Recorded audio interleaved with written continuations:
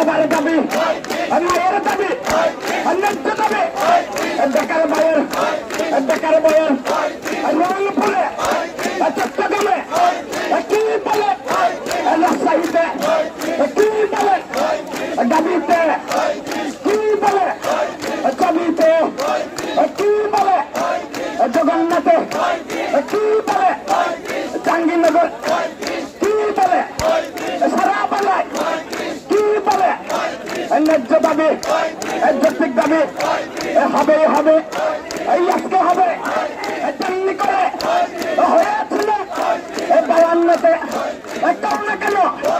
যেমনি করে হয়ে